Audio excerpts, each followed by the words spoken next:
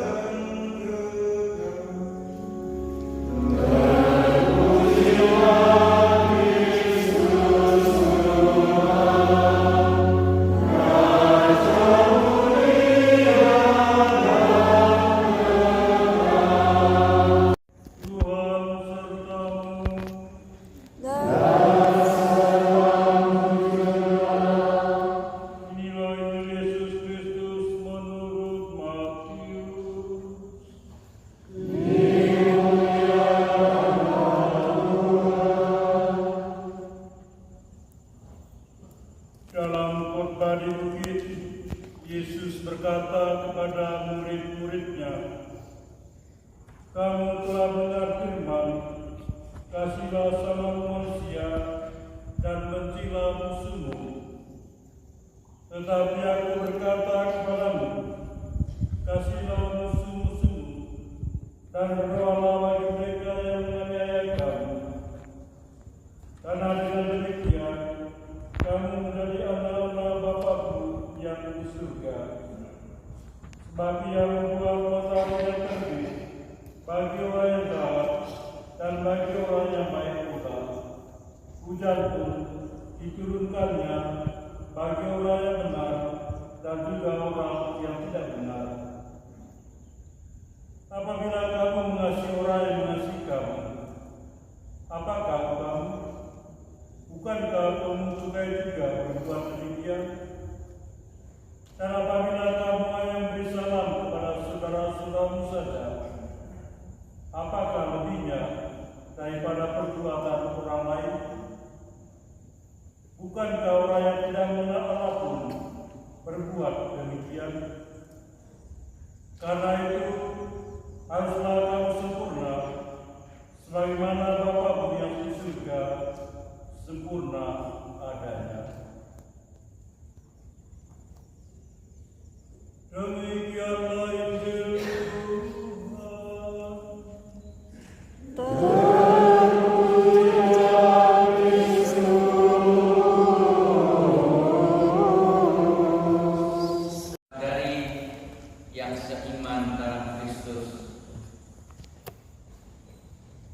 Bacaan Injil pada sore hari ini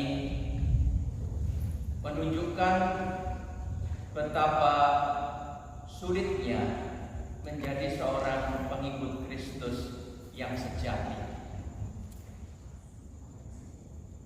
Karena pada hari ini Yesus meminta supaya para pengikutnya menjadi sempurna seperti Bapa di surga sempurna adanya.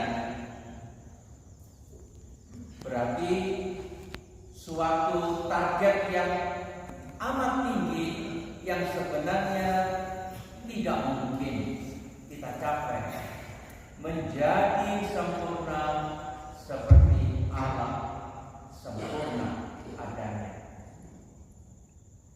Tapi paling tidak kita diajak untuk mendekati kebenaran itu, untuk menjadi mirip dengan Allah yang Maha Pengasih, yang menerbitkan matahari bagi orang benar maupun orang berdosa, menurunkan hujan bagi orang jahat maupun orang baik.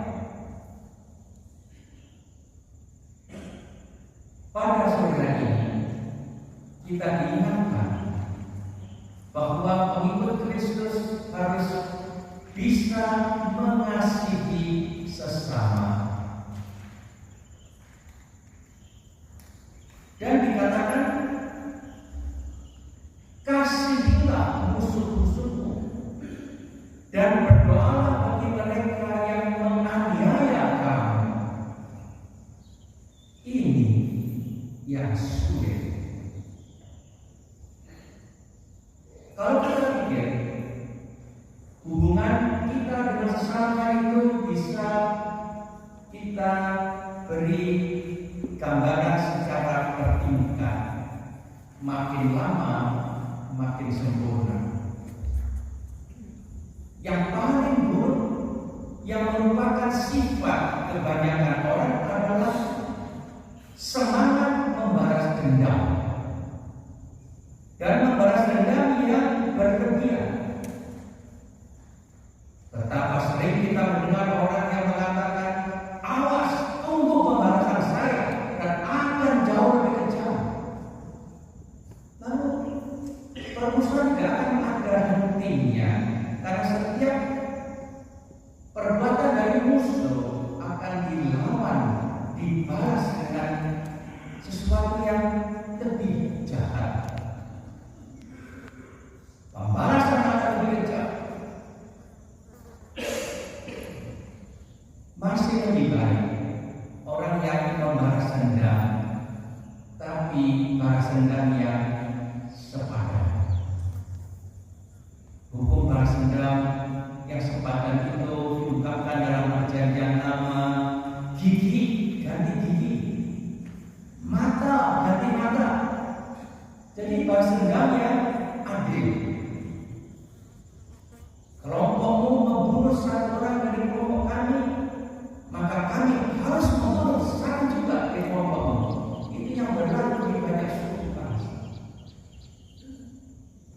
Yesus tidak menghendaki hal ini.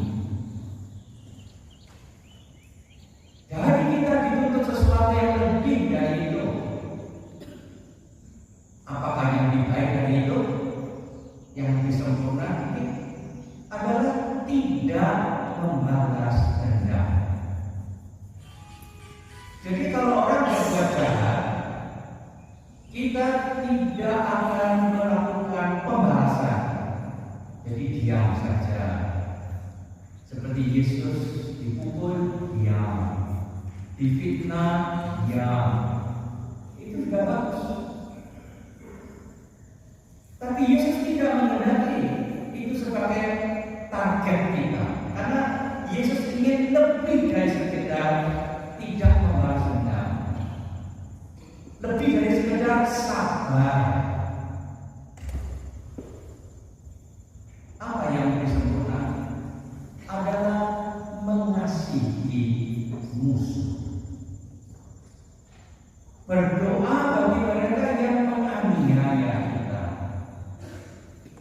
Betapa sulitnya ini dalam praktek.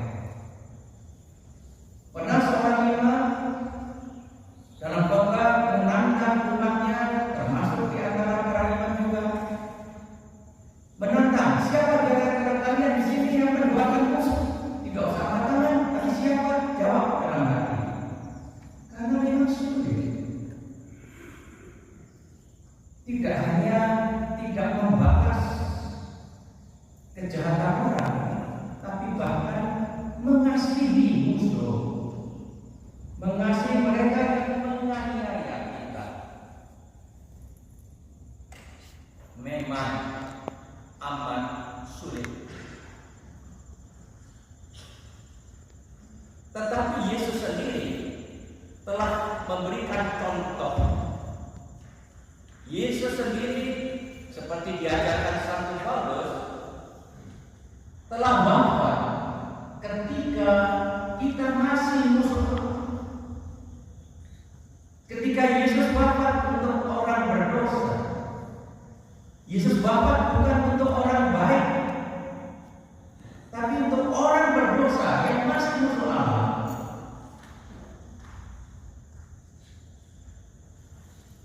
Inilah puncak dari cinta kasih Yesus yang telah menyerahkan dirinya untuk manusia yang berdosa, yaitu musuh-musuh Allah. Di atas kayu salib, Yesus mengampuni mereka yang mengeksekusi Dia. Ya Bapa, ampunilah mereka, karena mereka tidak tahu apa yang mereka lakukan. Yesus mendoakan musuhnya. Tanda sengsara dan kebangkitan Putra